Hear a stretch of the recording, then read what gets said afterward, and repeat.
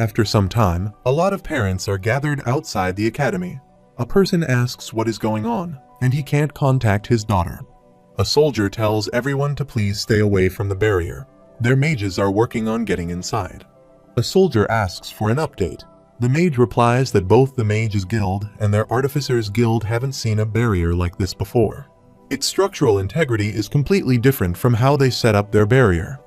He gets angry and asks if he can break it or not. The mage gets nervous and says not with the artifacts they have right now. They have gotten in contact with the Artificers Guild branch in Ediston to send over a larger beam drill, but they seem to be having problems of their own over there. The mage asks perhaps they can request backup from a lance. They would surely be able to break through this barrier. The soldier replies that all of the lances are preoccupied with incidents happening across the continent. The mage asks if this is a coordinated attack. Soldier grabs him by his mouth and asks if he wants to create more panic. The mage says they are looking for weak points everywhere. Hopefully they will find one soon. The soldier puts his hand on the barrier and says he just hopes they're not too late. Meanwhile, Curtis and Elijah arrive at the clock tower. Curtis is riding on Grotter. He tells Elijah to stay here. He'll try and find the rest of the DC members.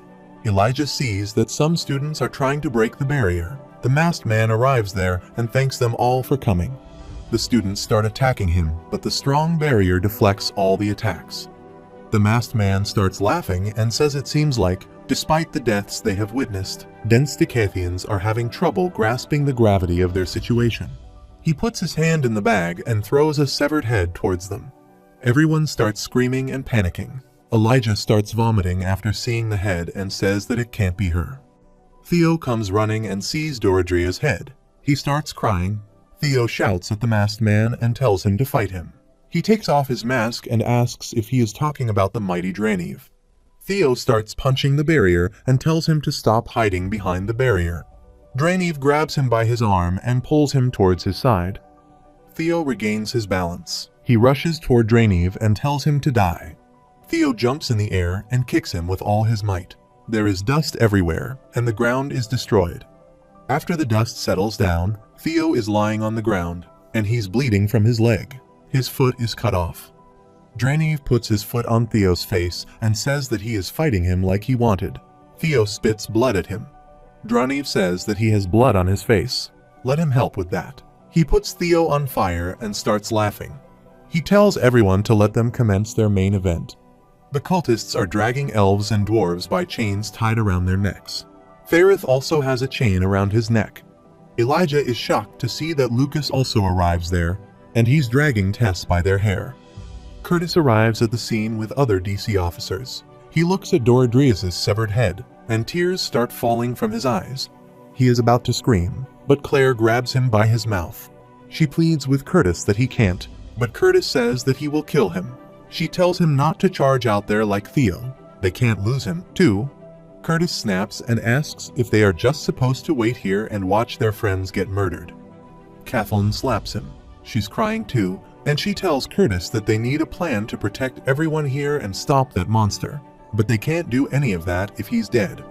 Curtis tells her that she's right. The cultist brings out Ferrith and tells him to get on his knees. He also has a chain around his neck. Elijah looks at Tess and thinks that she's not supposed to be at school. Draniv says he would like to start by introducing himself. His name is Draniv, and he has come to save them all. He sits on a throne of fire and says that he came from a faraway land, one that is cruel to the weak. He says that all of them are considered the elite here in Decathan, but where he comes from, they are all trash. Therefore, he will prepare those he deems worthy, so that when his lord and sovereign become this continent's new ruler, they will have a place in his kingdom. He gets up in excitement and tells everyone to get excited at the chance of obtaining newfound power like nothing they could have imagined. Draniv tells Lucas to come forth and reveal himself. Lucas comes forward and says the mighty DC officers and even the genius elf princess didn't stand a chance. Elijah gets furious. He starts cursing Lucas and asks how he could do this. Lucas pulls Tess by her hair and starts sniffing her neck. Elijah snaps, and a dark aura starts surrounding his body. Elijah wonders what is happening to him. He has red eyes. He looks at his hand and sees a dark energy flowing through his body. He easily lifts the barrier and starts walking towards Lucas. Some monsters rush to attack him, but Elijah kills them all in an instant. He starts smiling. A few cultist members are about to attack him, but Draniv stops them. Elijah falls to the ground, and blood starts coming out of his eyes and nose. He thinks that as long as he kills Lucas, he attacks Lucas, but right when the attack is about to hit Lucas, he loses consciousness. Draniv grabs him. Elijah thinks that it hurts and wonders where Arthur is. Some banners are flying in the air with 3 sword symbols on them.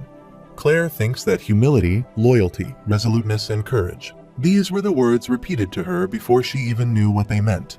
They were the 4 qualities needed to have a heart as sharp as a sword. This was the creed of the Bladeheart family. She remembers her childhood and her father teaching her how to use a sword, and she truly believed that she would follow this sacred doctrine, no matter the circumstances. Claire thinks that she doesn't know what sort of magic Elijah used to break the barrier, but now is the perfect chance to fight back. She asks why won't her body move. A professor tells the students to clear the way. Glory tells Professor Grenier that his wound isn't healed yet.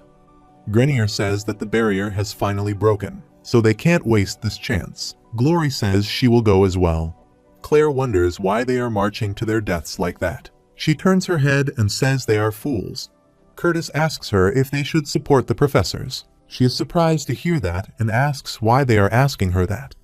Kathleen says because she's the leader of the disciplinary committee. They are ready to follow her orders. Claire thinks that she's scared. She looks around and sees that Draniv is taking Elijah away with him. Theo is lying on the ground, and his body is burned. Claire musters her courage and shouts that those injured and scared should stay behind, and the rest will fight for Xyrus. Claire pulls out her sword and puts it on fire. Draniv tells Lucas that there will be some change of plans. He will be heading back first, and he expects him to follow them through the gate after he take care of the fools approaching towards them. A cultist member tells Faerith to get up. Lucas grabs Draniv and asks why he's taking that bug with him. Draniv glares at Lucas, and he falls to the ground. He tells Lucas that a mere tool can't question his master. He walks towards the door and tells Lucas not to disappoint him. Grenier tells everyone to stop Draniv from escaping. He attacks at Draniv, but Lucas stops the attack. He yells at everyone to just die and attacks using his fire. Glory takes down a monster and asks if this is all they got. Some cultist members rush to attack her, but they get attacked by the students. Claire tells everyone to secure the hostages and help the professors. Glory tells them to get out of here. It's dangerous. Claire takes down a monster and says that it is their fight too. This is what she taught them. Glory tells her to just be careful. Claire looks at Kai, and she rushes towards him while dodging the spike attacks. Claire jumps in the air and attacks using her fire magic, but Kai grabs her mid-air using his strings. Claire looks at Kai escaping and thinks that they can't let him leave. She looks at Curtis and Kathleen and wonders why they are coming towards her when they should be going after Kai. She tells them to go after Kai, but she suddenly starts coughing blood. She looks down and sees that her chest is pierced with a spike. Claire wonders why this is here. Suddenly, there's a loud roar. Lucas is about to kill the professor, but he is shocked to see someone there. Claire turns her head and starts smiling to see Arthur and Sylvie standing there. Claire looks at Sylvie and thinks that 2 horns like polished swords protruded from each side of its sharp head. Crystalline scales gleamed so vividly black that its shadow looked gray in comparison, and its eyes glowed with such intelligence and fierceness that even a veteran adventurer would stand frozen, but as awe-inspiring as the dragon was. It was the boy below it that trembled her heart in fear. Every step he took displayed a subtle yet unshakable confidence, and seeping from every inch of his body was a blatant rage, so fierce and violent that her only regret was not being able to see Lucas's expression of defeat in the end. Glory is injured, and she's trying to get back up. Lucas thinks that with Draniv's elixir, he transcended the realm of mortals, and these so-called elites have become nothing more than ants to him. He wonders why does it feels like his inwards are being gripped and wrung by an icy claw. Lucas tells Arthur that his pet is nice, and he's just in time for the party. He asks if he thinks that Overgrown Lizard can help him when not even the esteemed professors of Xyrus Academy could lay a hand on him. Arthur is glaring at Lucas. He instantly jumps behind him and starts walking towards Tess. The cultists are scared to see a dragon. They can't move with fear. Lucas is furious that Arthur ignored him. He turns around and sees that Arthur is checking Tess's pulse. Arthur notices that Tess seems to be drugged to keep her unconscious, but aside from a couple of bruises and scrapes, she's fine. Lucas tells Arthur that she was crying for him. He says that Drainev doesn't want him laying a hand on his little elf princess, but he doesn't think he's going to listen to him, because what better way to break him than to have him lie helplessly on the ground as he watches him cripple the girl he cares so much about.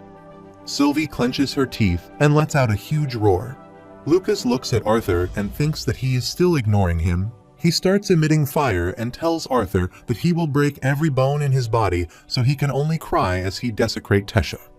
Suddenly Lucas starts feeling a strong pressure. He thinks that it feels like a mad demon is twisting and clawing at his insides.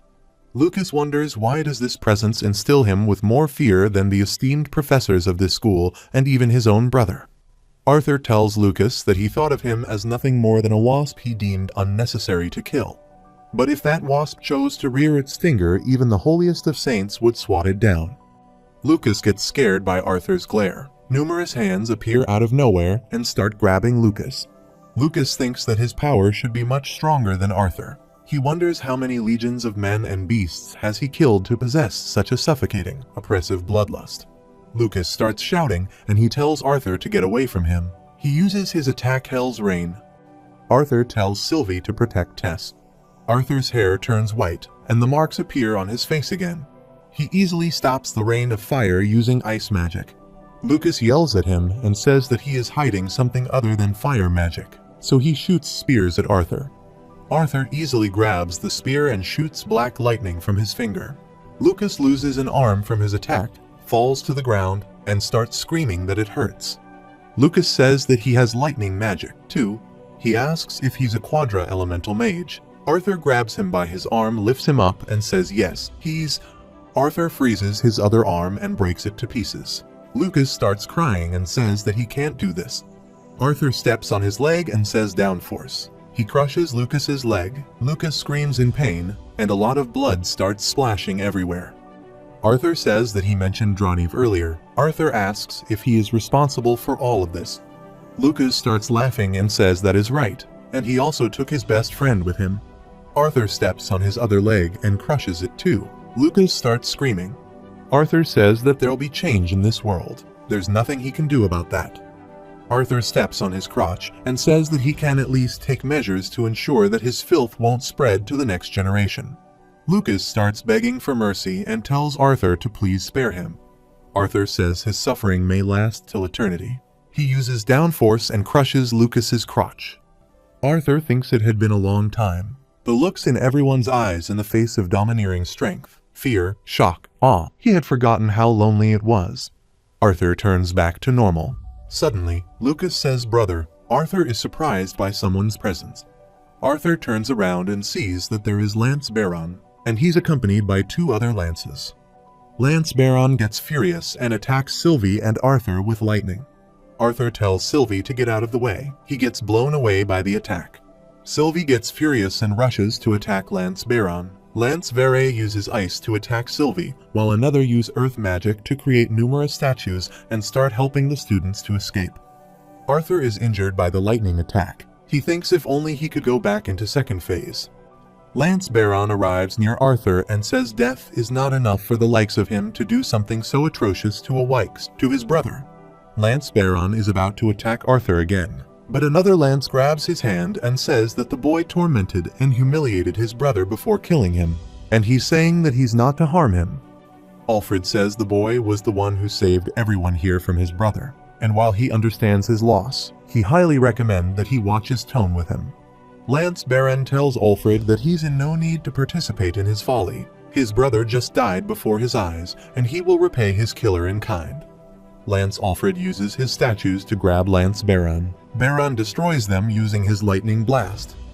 Baron is about to kill Arthur with his lighting, but Lance Vere uses an ice wall to protect Arthur.